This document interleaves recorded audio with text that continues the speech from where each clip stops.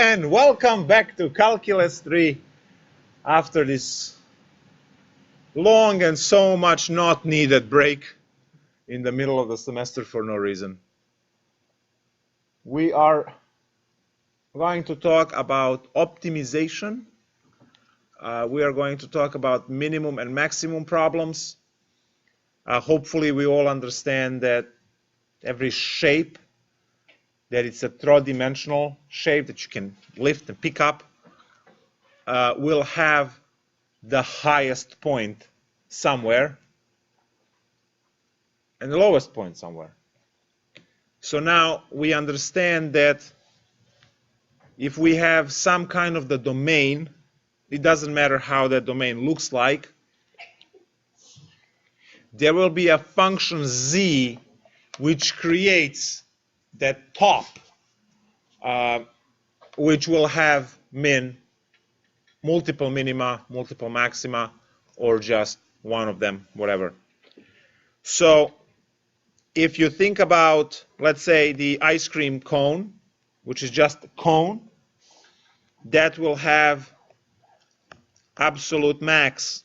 This is just a reflection of what you guys know from Calc1. Nothing special happening here. So you have a 3D shape, the cone. Now the domain of this cone is this circle on the bottom, and you see that all of the points that are happening on top, right, are above that circle somewhere. So that happens to be right in the middle of the cone. Elliptical paraboloid, also known as the watermelon, will also have a max point, which is also ABS max in this case. A domain in this case is an ellipse, which is in some sense equator of this watermelon. Pick up any shape, right? Well, cube is flat, doesn't really have min or a max, right? It's just a flat plane. So it's a little bit trickier than what we had in Calc1, but it's still achievable to understand. See, now what happens if you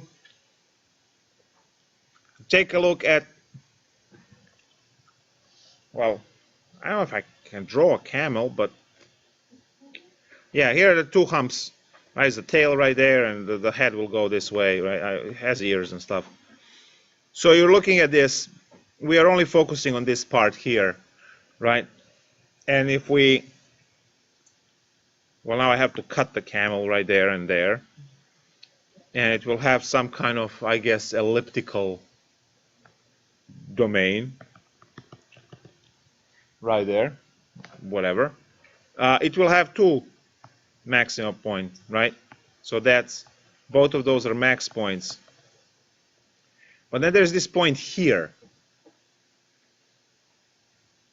And this point here is very interesting.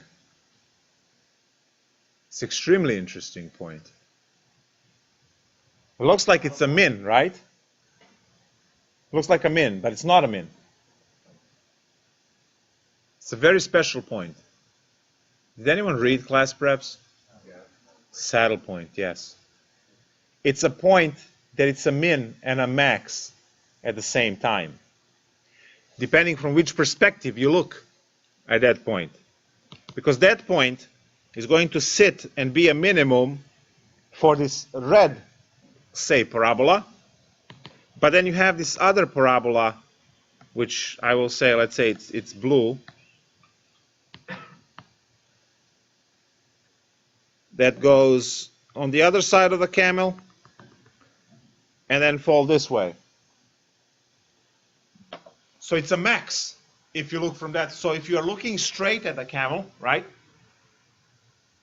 you have this parabola that goes around the body between the two humps down, right, to close around the belly. And that for that particular parabola, the blue one, it would be a max. But if you look at the two humps, it would be a min. So this at the same time is a min and a max, and that can happen in third-dimensional space. So we call that a saddle point. So that's the new point which we did not have in Calc1. So we call that a saddle point. Oh, come on, pen.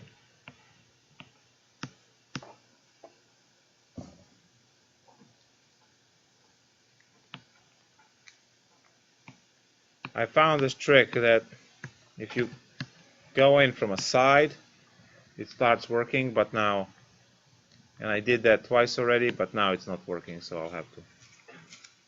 If this thing starts happening with a new tablet, resetting the pen will be very easy because I don't have to do this for like 5 minutes, unscrew and screw back.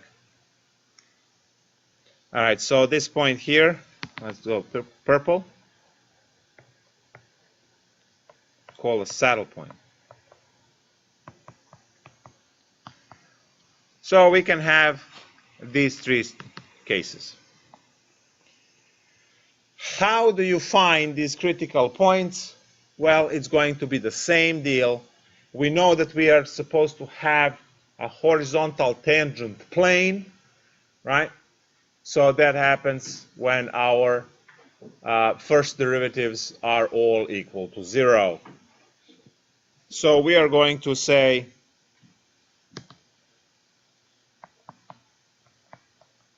to find x, y, z points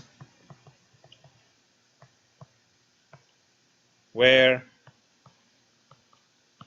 min-max saddle, min-max sad occur, we set fx equal to 0, fy equal to 0, and fz equal to 0. Right, so we set all of these guys equal to 0.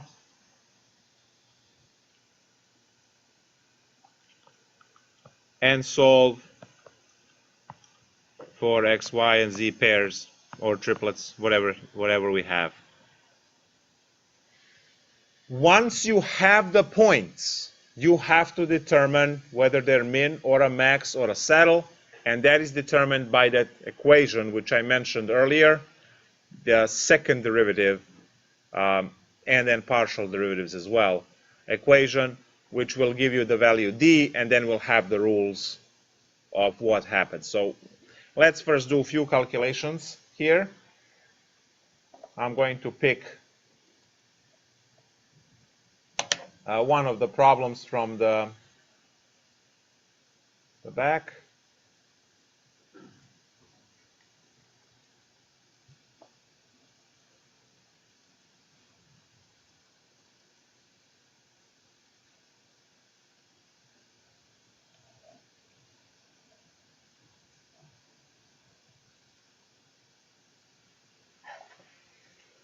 So let's say problem number 10.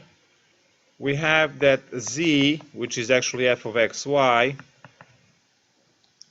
is given by x squared minus 6x plus y squared plus 8y.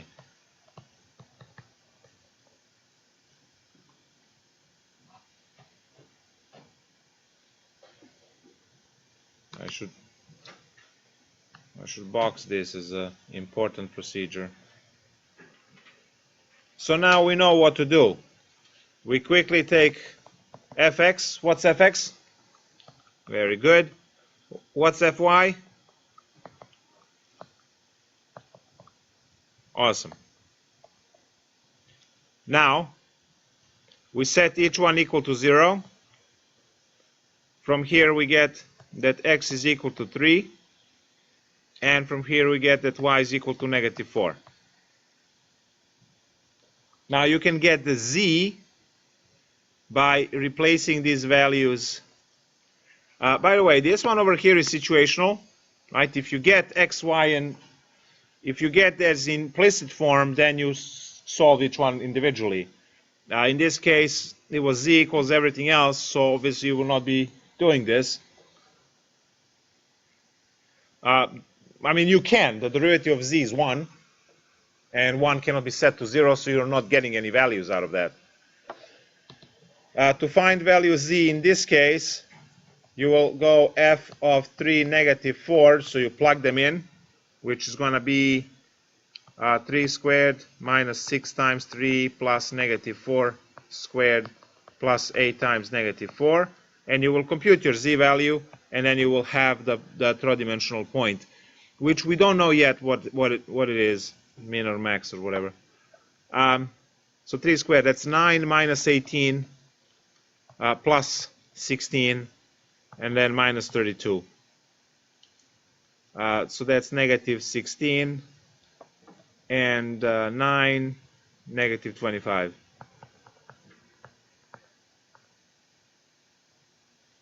Critical point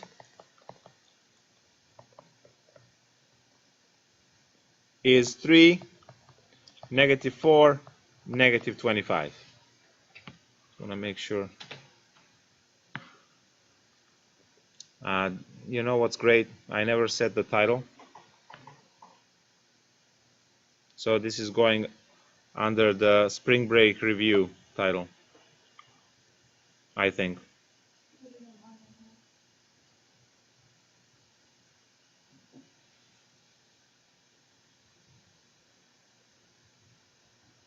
Yeah, we'll see. Yeah, it's going to have a wrong title. I'll try to change the title later.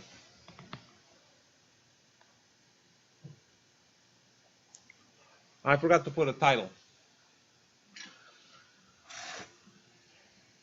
All right, so what else is there? Okay, so now we would like to know if this point is a min or a max.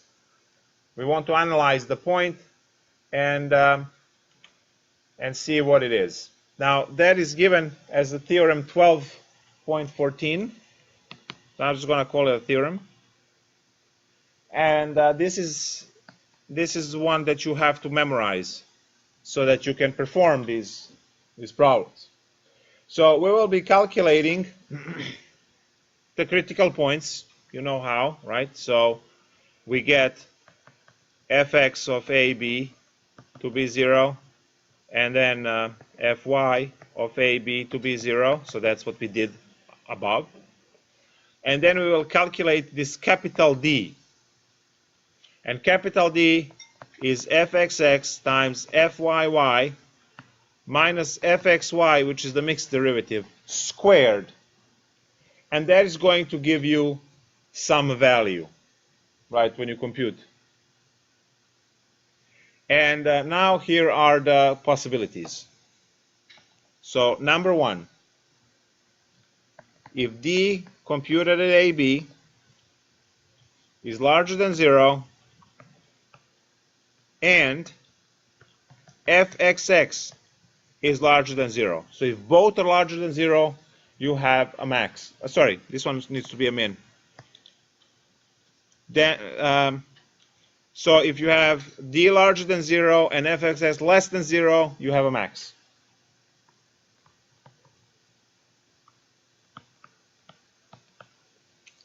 Next one, both larger. So AB larger than 0 and fxx larger than 0, we have a min at AB. If D is less than 0, then we have a saddle at AB. And 4, if D is equal to 0, test is inconclusive. Then you have to compute points.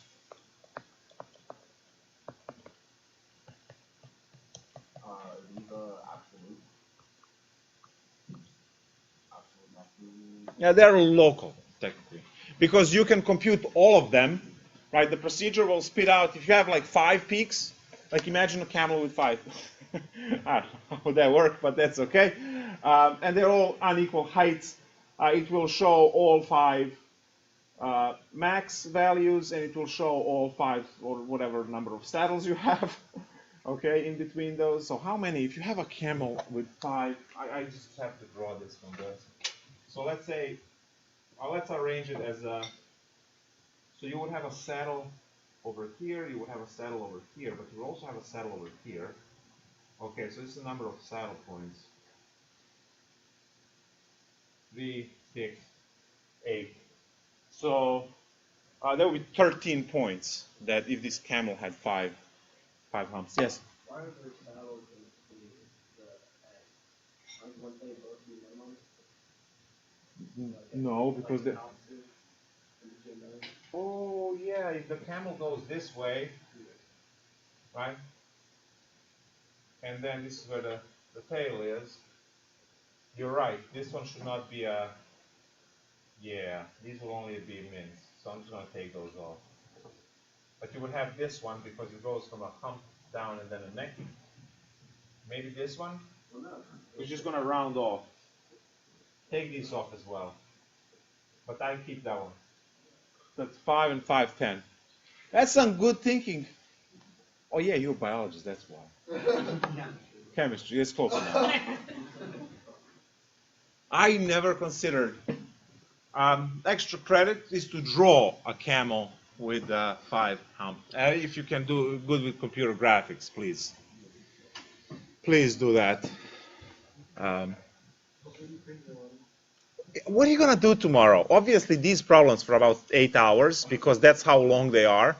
Just to complete like half of homework is 8 hours. And then you can work on this, right? Draw the camel, whether it's on paper or computer generated something, you know, has to have 5 humps on the back. I want to see the concept art. I want to see how that look like.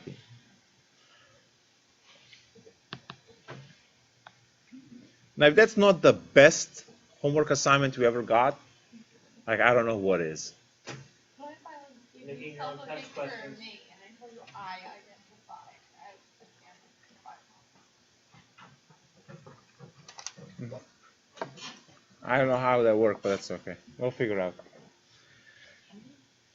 So now, to go back to the previous problem, we found that this AB that is in the domain is 3, negative 4. And I know that I have to compute this formula first in order to proceed with calculations.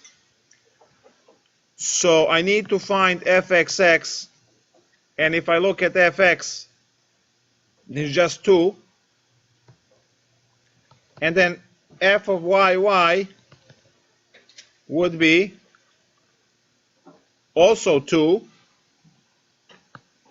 and the partial derivative and the mixed partial derivatives would be 0, because if you look at either fx or fy, they don't have the other one at all, other variable, so they have to be zeros.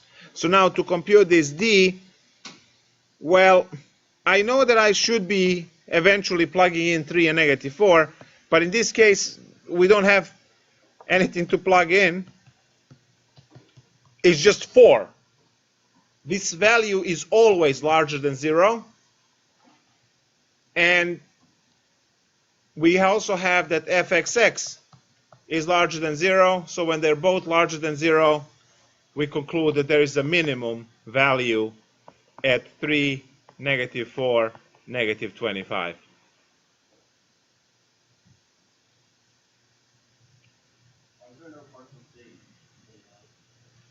Partial z is equal to 1. No, like in general. Because the shape is given as z equals everything else in order for it to be, right, to have this top that, you know, whatever object has a top on. So that z equals everything else.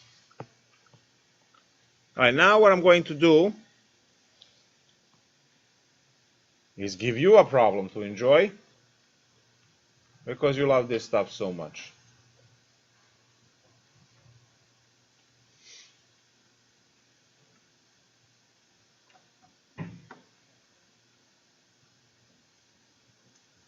So let's do 2 examples, a vanilla example and then not so vanilla example. So here's 14.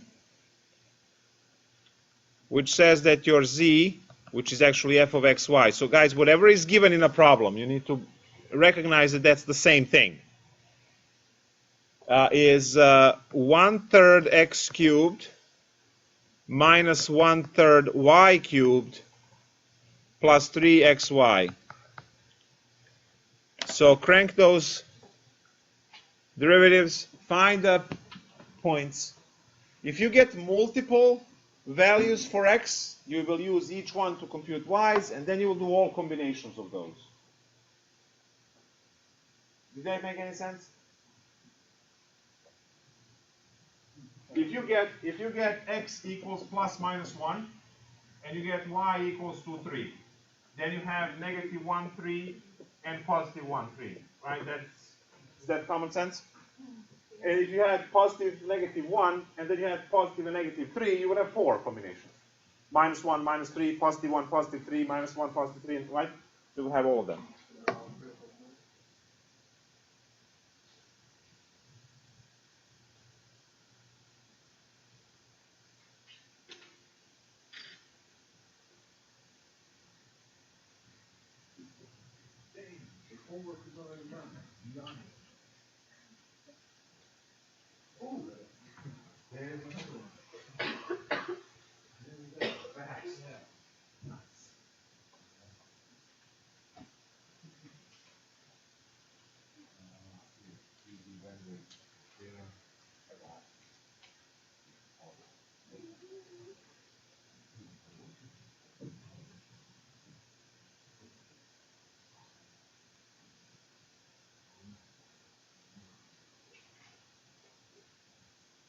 Oh, was that what it was for? Wow, I didn't know that.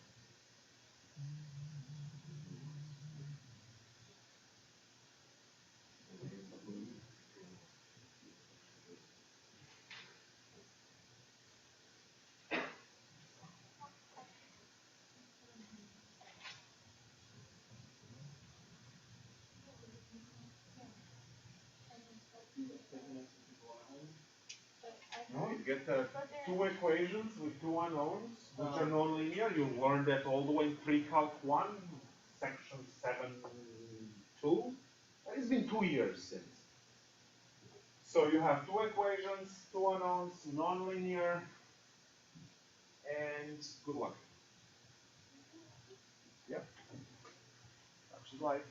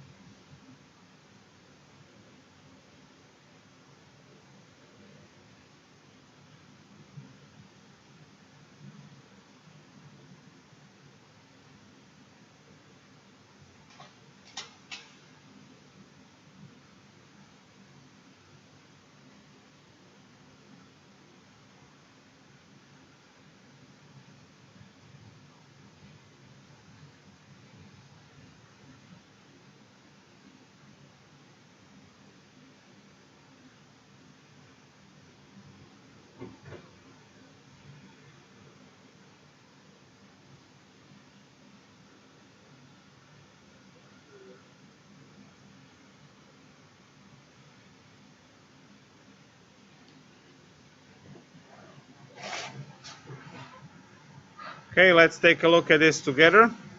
So we find first partial derivative, which is x squared plus 3y. Then we find the first partial of y, which is negative y squared plus 3x. And we set those equal to 0.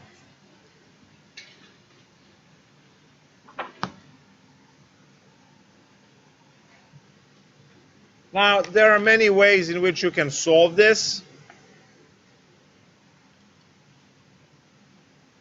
These are nonlinear equations. And I can write in this equation that y squared is equal to 3x. Now, if I observe the equation on top, I would just want to try something. I didn't work it out completely, but I want to try and see what I get if I square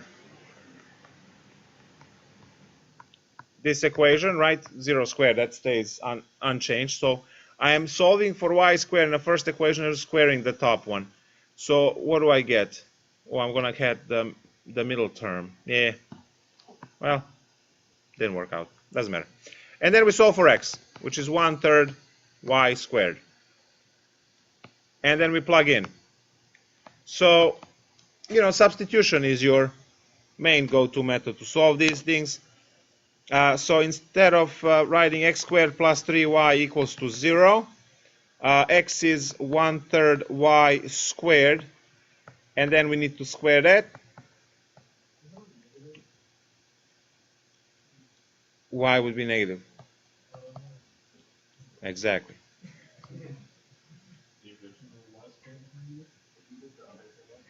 No, when this goes to the other side, it becomes positive, right?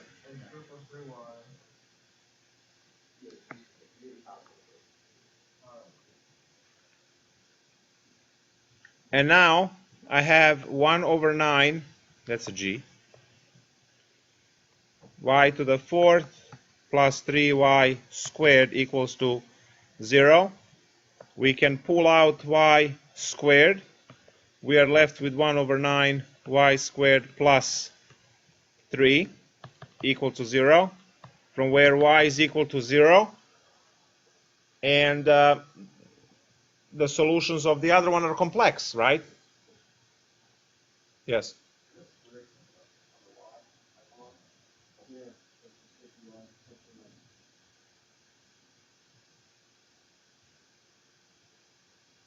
What square? There is oh, yeah. Yes. Okay. Got it. Oh, now we can solve it. Awesome.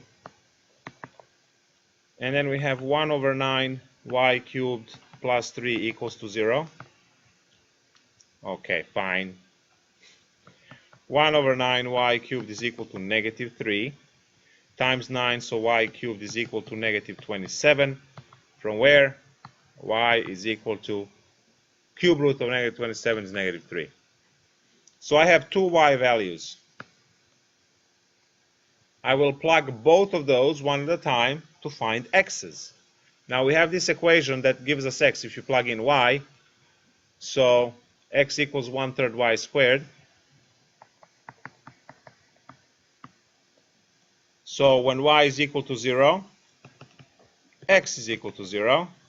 And when y is equal to negative 3, x is equal to 3, right? Yep. So I have 2 points to worry about, 0, 0, and 3, negative 3. Those are the 2 points that we have. Now, all of this was to determine our critical points.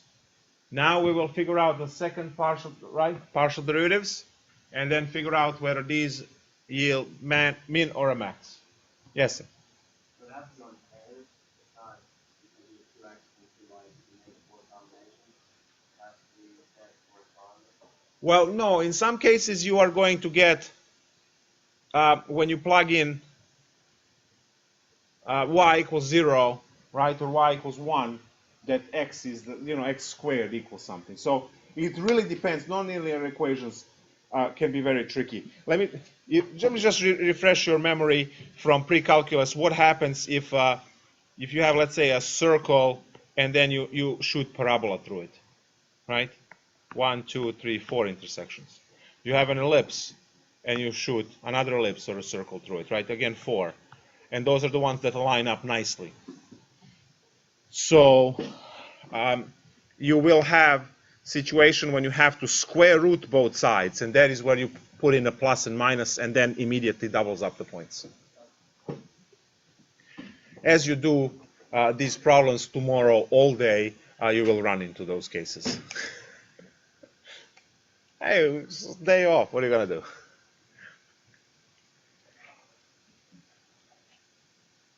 Now, I understand. Actually, I know you have full-time job tomorrow, right? Probably up to, which is, yeah, well, you have something, which might not be canceled no matter what kind of snowstorm is out there. All right, so now we are going into the second part of the problem, where we figure out fxx. So we go up, find fx. So that's going to be 2x, and the other one is negative 2y. Fyy is negative 2y, and then fxy is going to be 3. No matter which one you compute, whether it's fyx or fxy, it's going to be 3 either way. Awesome. So now we compute d as xy first, and then we will plug in our two sets of a's and b's. I have fx, which is 2x, times negative 2y minus 3 squared, which is negative 4xy minus 9. So this is the formula for d. And then we go and say how much is d of 0, 0. Well, d of 0, 0 is what? Is negative 9. Good. So d of 0, 0 is negative 9. We have that that's less than 0. And if d is less than 0, what's the verdict? It's a saddle, right? So all less than 0, it's immediately saddle. Well, actually, I'm going to put a mark here and just say saddle. So this is something that you obtain later in time. Now let's go compute the other one, which is 3 and negative 3. So d of 3, negative 3 is going to be, that's 36 minus 9, which is 27, which is positive, right? Larger than 0. And fxx is, what's fxx at 3, negative 3? It's 3 times 2, which is 6, also larger than 0. So when they're both larger than 0, we get what? Minimum.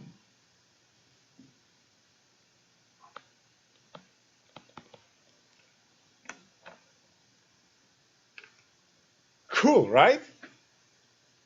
Now you can do this for 3D. Look at that excitement in the classroom. Woo. That's the spirit. Yes? So, I got negative 3 as a critical point. That's not right. How'd you get negative? I don't know. Something with a negative, I think. Yeah, it's probably negative somewhere. Yeah. Another one. That's also between 2 things, right? Well, the other thing can just go up forever. It's a cubic, right? So if you take a look at the cubic from a side, right? Your saddle is here, right? What makes the other one, Well, one is a max. Well, one is a max or a min, and the other one is a saddle. Right? One's the saddle, the one in the bottom. Yeah. This is the one that is a saddle, and this is somehow a min. We have to graph this function to see how it looks like, right, in 3D. But as you know, we know it's underlining is a cube, right, of some sort. So you can have that behavior. You can expect that kind of behavior. Well, that's a very good question.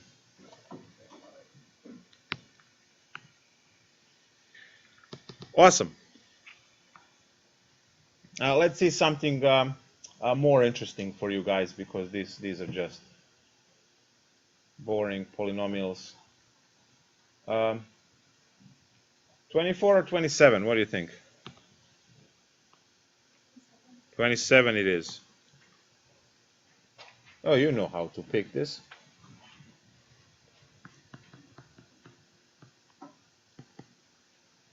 Uh, 2xy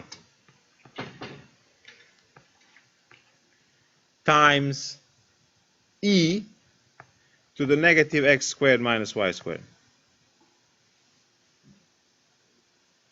Well, I didn't pick this.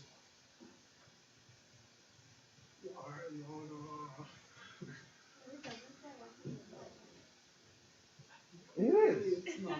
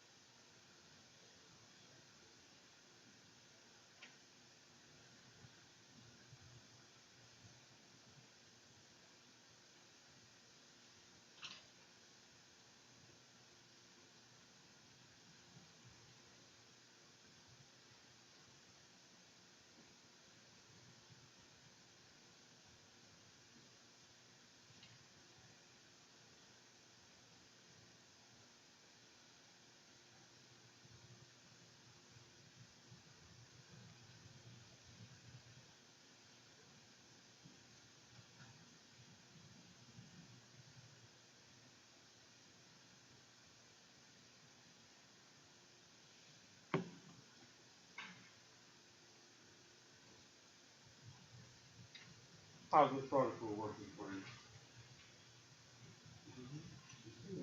Awesome, right?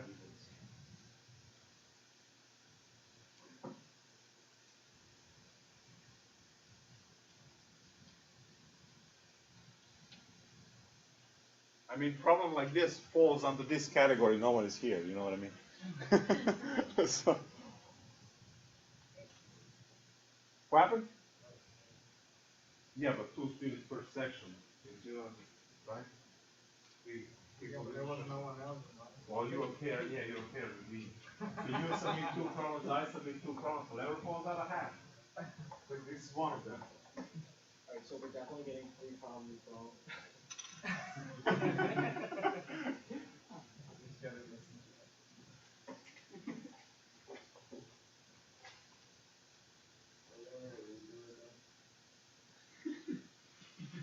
Never. I regretted it as soon as I said it.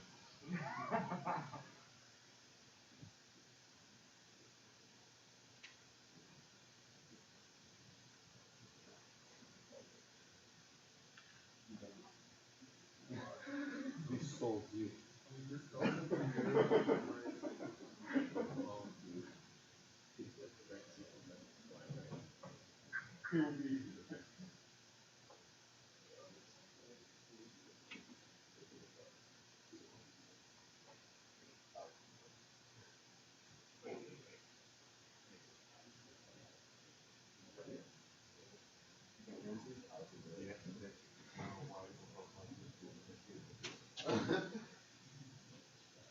Like this. It's a joke.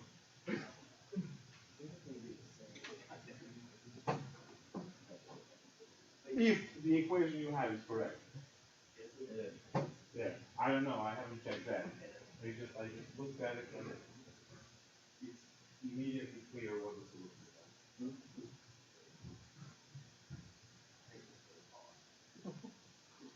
I know. There are those moments in time.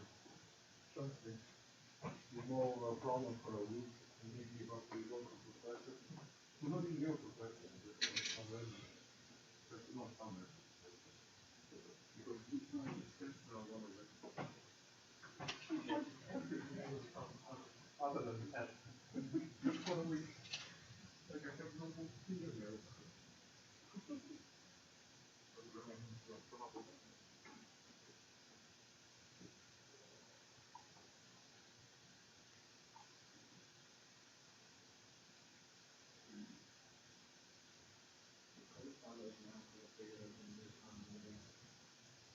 Oh, yeah.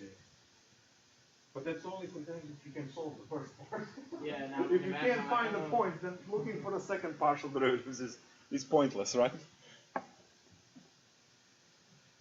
All right, let's grind through algebra, see how this goes. I just can't wait. It's going to be epic.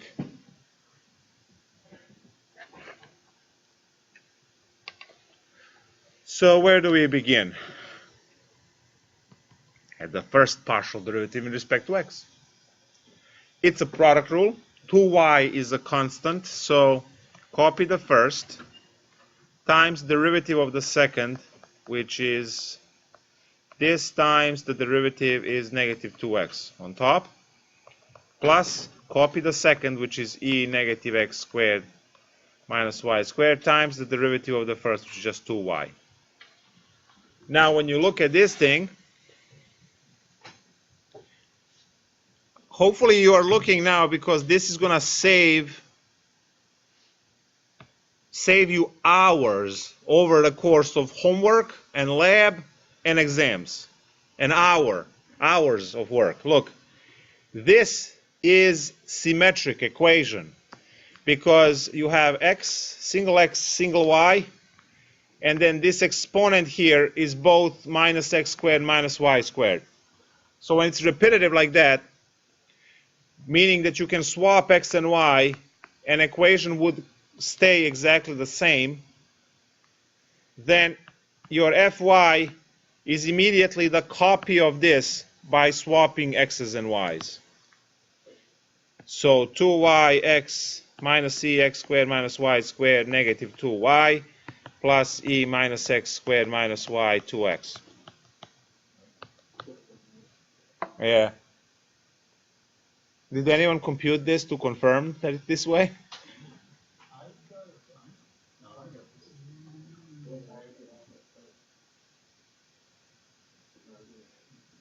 You gotta get the same thing. Mathematics is that awesome. So what can we factor? First of all, let me put everything on a pile. Negative 4x squared y e to the blah. I'll write it.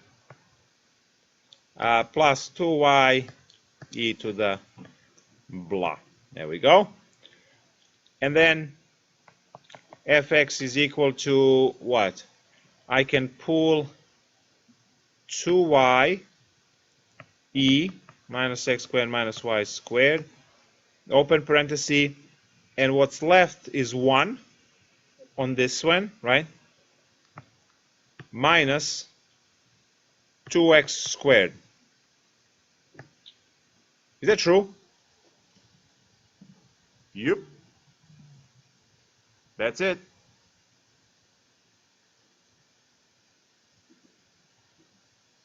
Are we all cool with this? Awesome.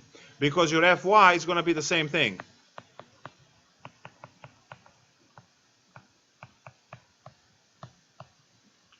And we set them equal to 0 to solve each individual one. All right, so solving the first one, 2y e negative x squared minus y squared, 1 minus 2x squared equal to 0. When you look at this, the solutions are clearly 0 and plus minus root 2 over 2, right? Obviously. Yeah, 1 over root 2. When you rationalize, you get root 2 over 2. Yeah. So that's obvious. Or should we write some stuff down? So what you have here are factors. And when you have factors, the zero product rule from algebra 1 applies. You remember when you had x plus 1, x minus 3 equal to 0, and you set each parenthesis equal to 0 to solve? So why is this any different? It's not. Same thing. So what do I have? I have 2y equal to 0, from where y is equal to 0. Awesome. I have e to the minus x squared minus y squared equal to 0, but that never crosses x-axis, so no solution on the e part. And I have 1 minus 2x squared equal to 0, from where you get your plus minus root 2 over 2 when you rationalize. So as I said, obviously, that's the end. From here, I am extrapolating 2 points. There is root 2 over 2, 0, and negative root 2 over 2, 0, right? Because you have an x and a corresponding y, and then another x and a corresponding y. Yes, the second equation.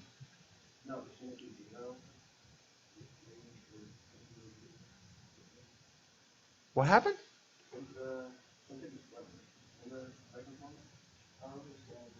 Yes, they will.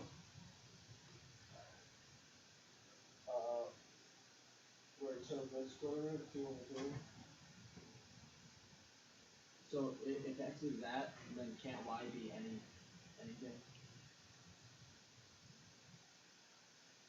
You got that y is equal to 0. Yeah. Why would a y be anything?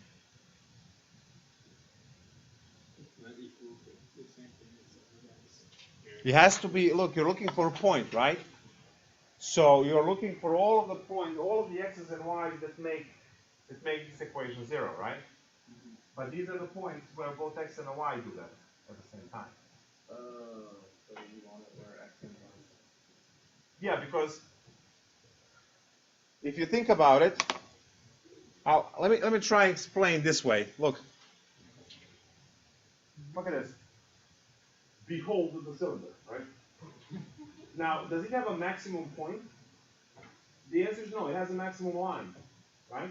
along this line here, which has infinitely many x values, there's only single, y value where you say, okay, at that point is that right?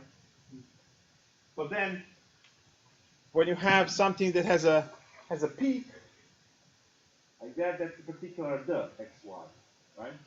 So these would be the points like that. Now we can graph this later, see how it looks like, because Mathematica likes to do those things.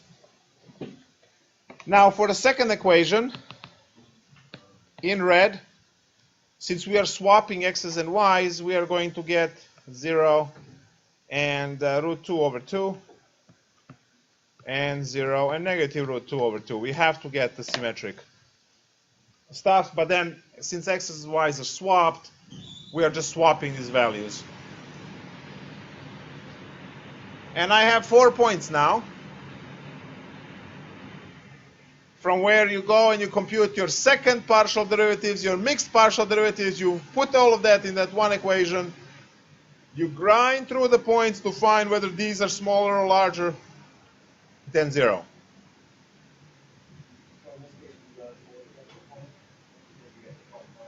Yes. So we have 4 critical points here. Let's crank the second derivative.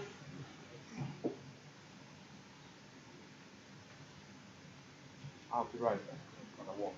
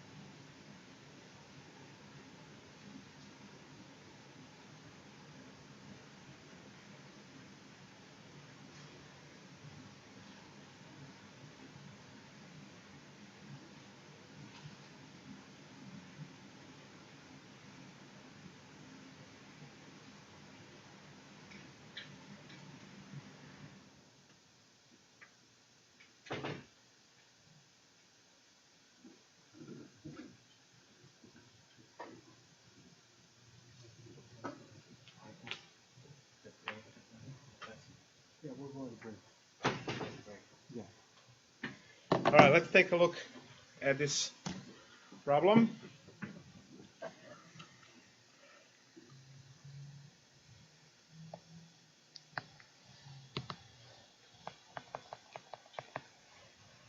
fxx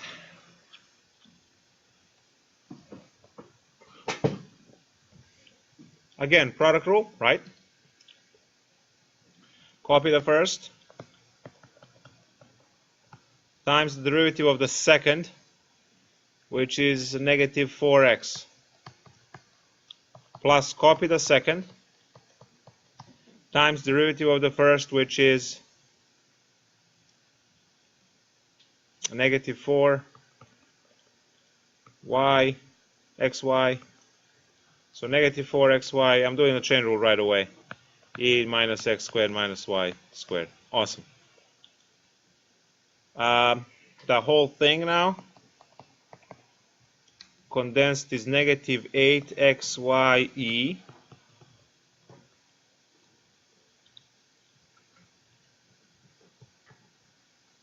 plus,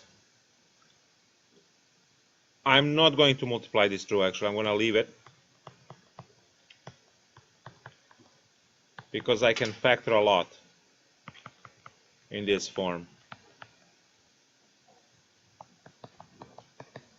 So what can I factor? I can factor this entire thing from both. Negative 4xy e negative x negative square. There we go. Now what's left? From the first one, I have negative 2. And from the second one, I have 1 plus 2x squared. Sorry, 1 minus. So that's fxx equal to negative 4xy e minus x squared minus y squared. And then that's, wow, negative 1 minus 2x squared. I can factor out negative, which kills the negative in front. Nice. So this is going to be 4xy e negative x squared minus y squared 1 plus 2x squared. Symmetry?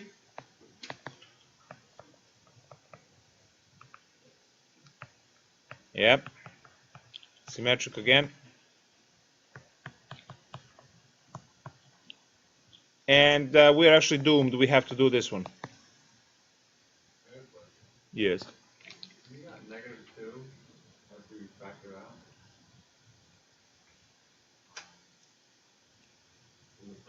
The negative 2 by itself. You pull that from the first one, right? Right here. No, down 2.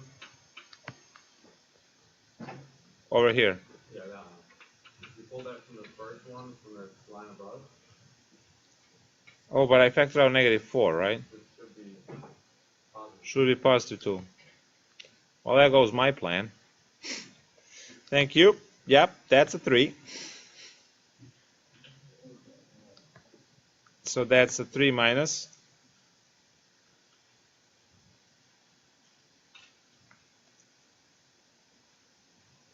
That's still negative. Oh, but then I can actually swap them here. There we go. So that fixes it.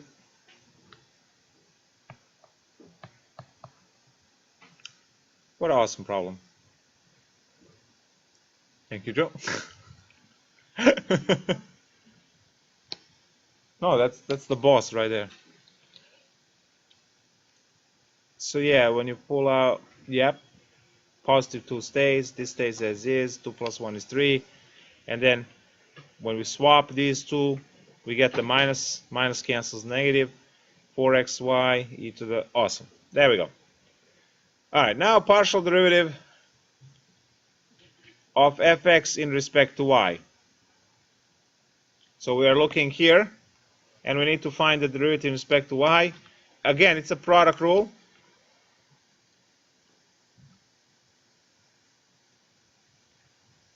So copy the first. Now I'm going to attach this to a first as well because there's no y, so it's a constant, right? So it's going to be 2 times parenthesis times y. That's the first. 2 times the parenthesis times y is the first. And then e to the negative x squared minus y squared, and then 2y plus, copy the second, e to the negative x squared minus y times the derivative of the first, which is 2 times the parenthesis. Now what was in parenthesis?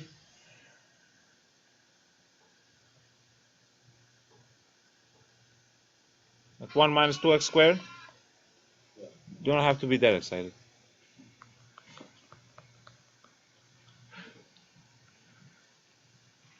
So something like this.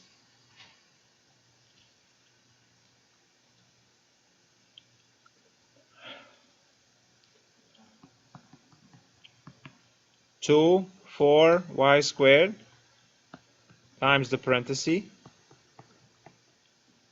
times e plus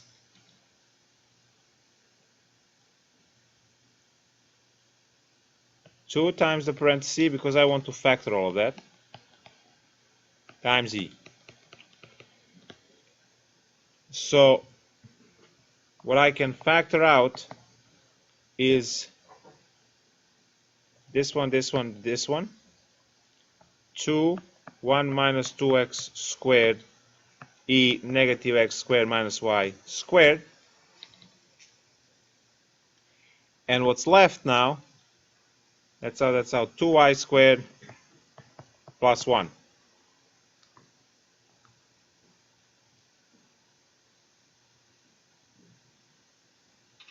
That's the partial derivative.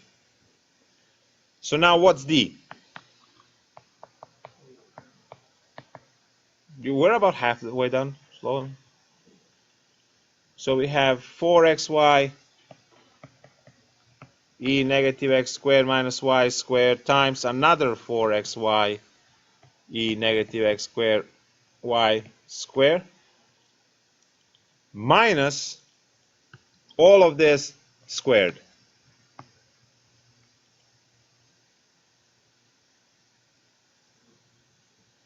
Absolutely nothing to worry about, okay? Because what we get is 16x squared y squared e to the 2 negative x squared minus y squared, right? Minus, and now all of the other ones need to square as well. I have 2, 1 minus 2x squared square, 2y squared plus 1 square, and then e to the 2 negative x squared minus y squared. That's delightful, as some of you would like to say.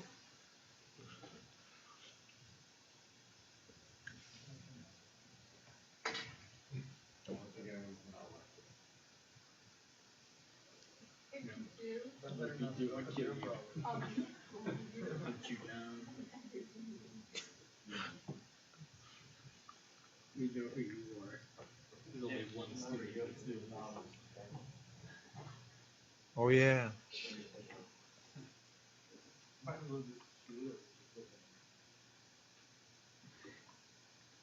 He already did. Shut you. Shut any of us. Yeah. And apparently I did a good job. You're still talking.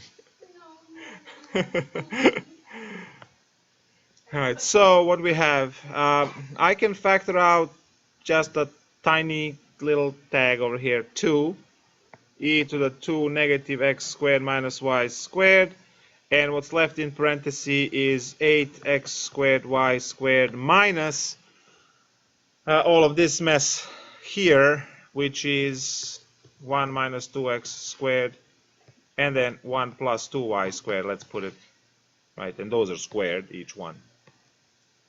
So that's d, and we have to compute that at those 4 points. We have 0, root 2 over 2. Now, you know, root 2 over 2, since we have all of these x, look, each x is squared and each y is squared, it's actually cool to leave it as 1 over root 2. Because 1 over root 2 squared is just 1/2. So it's actually very easy.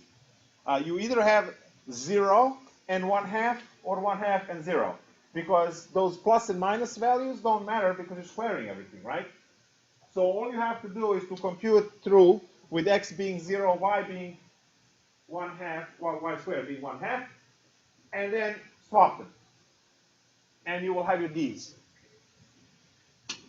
So what do I have for d?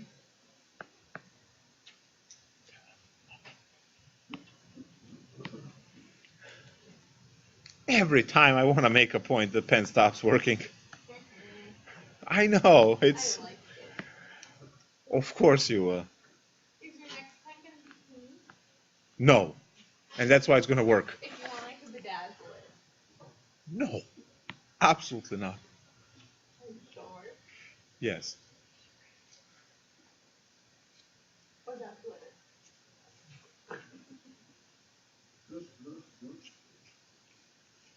Glitter.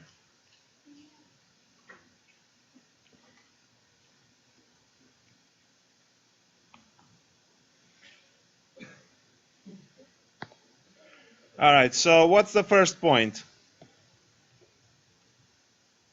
Was 0 root 2? Was that the first point?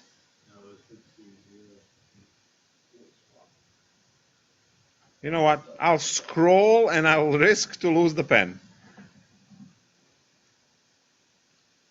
Yep, it was root 2 over 2 and 0.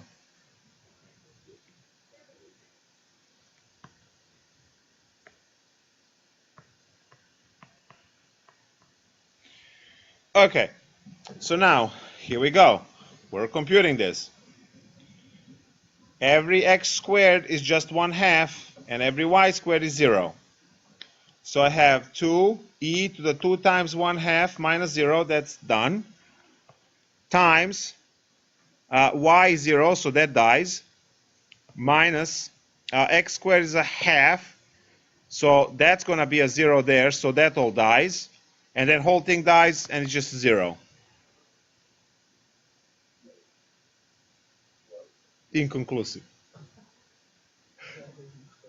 I know.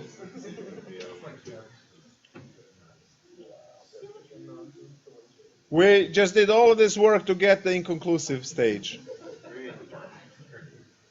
Now, what happens if it's inconclusive?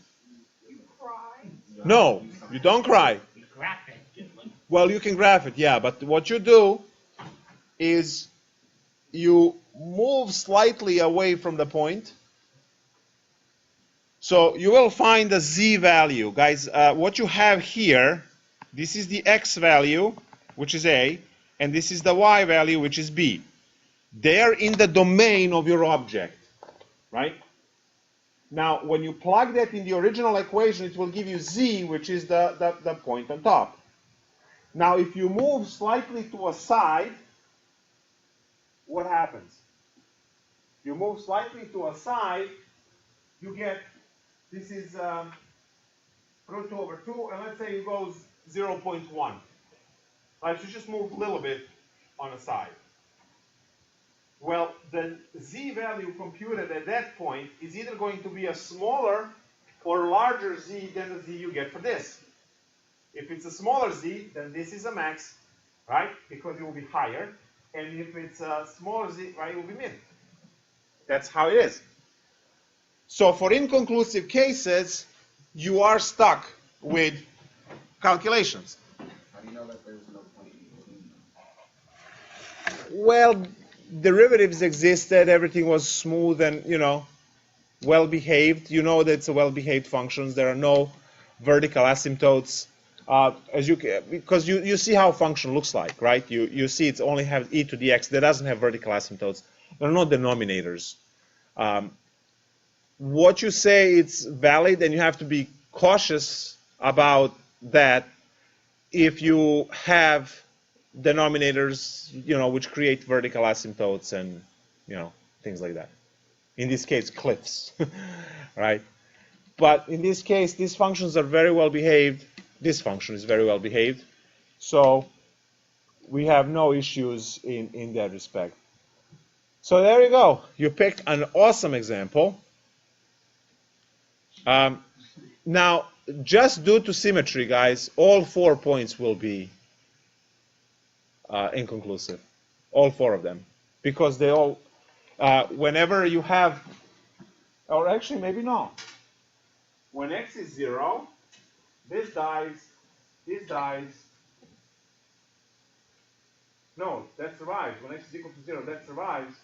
Oh, so when x is equal to, so it's inconclusive for these. Let's compute the other ones. The other ones should work. I know, awesome.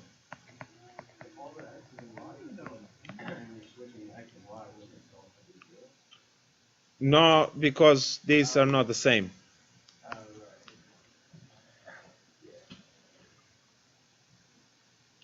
So, The first term is going to look the same, which is just 2e, right?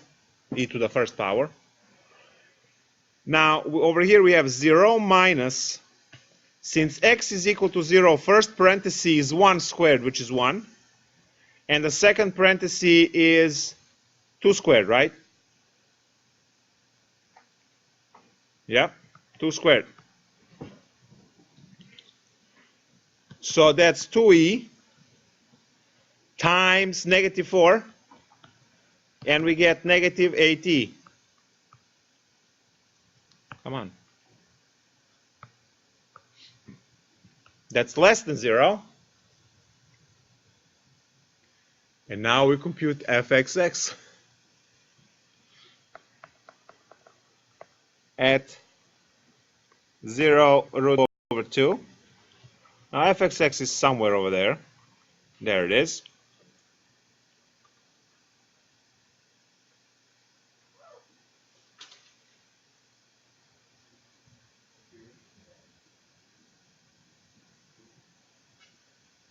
We just can't win with these. Yep. Right, I thought if it was less than you. Oh, it's settle. Yeah, it's settle. D equals to 0, settle. So we have two settle points. 0, root 2 over 2, and 0, negative root 2 over 2, both settle.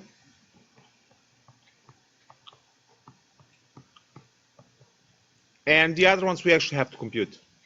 The surrounding points and then figure out whether it's a min or a max. So if you were doing the other ones, could it also possibly be a saddle? Yeah. So you would have to slightly change the x values for both of them and slightly change the y. But wait, can it be a saddle actually?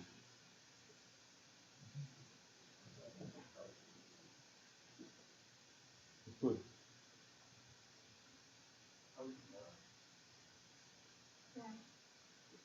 Yeah.